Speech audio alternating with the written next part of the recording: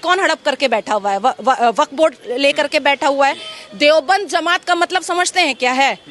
आप जिस देव की पूजा करते हैं उसको बंद करना।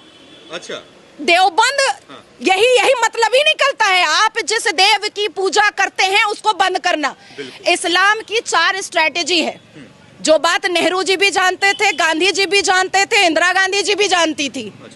अल तकैया, दाई, जिहाद, जजिया। अब बोलिए अल तकैया क्या है? अल तकैया हिंदू मुस्लिम भाई भाई, आपका खून लाल मेरा खून लाल, हम दोनों संविधान को मानेंगे जब हम टुकड़े टुकड़े गैंग रहते हैं। जब इस्लाम के मानने वाले थोड़े थोड़े होते हैं तब। उसके बाद फिर आ जाता है दाई।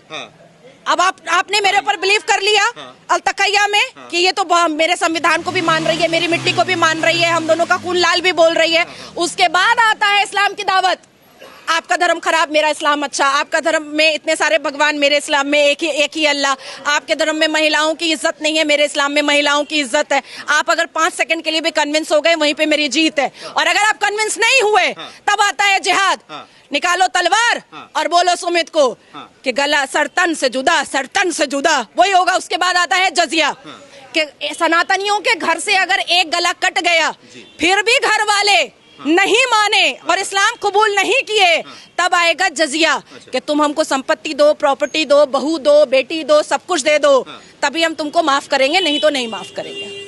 ये मतलब होता है। हाँ, ये 4 स्ट्रैटेजी है इस्लाम वालों की, और ये 4 पर चल रहे हैं, चलते आ रहे हैं। और अब भी अगर सनातनियों को नहीं समझ में आ रहा है तो और कैसे समझाया जाएगा भाई? मुझे तो मतलब दुर्भाग्य लगता है कि मजारों पे सनातनी जा करके मुंह का बदबू लेते हैं, पानी फुकवाते हैं।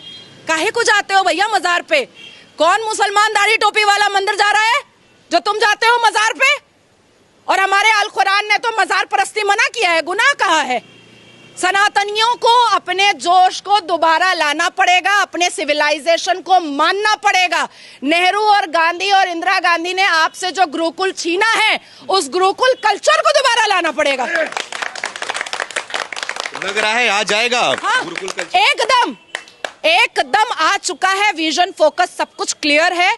जो कोई भी भारत की मिट्टी और भारत की धरती पर रह करके शरिया लॉ मनवाना चाहेगा, उसको वाघा बॉर्डर भी दिखाया जाएगा, बड़े आराम से दिखाया जाएगा। और एक बात अंत में कह दे रही हूँ,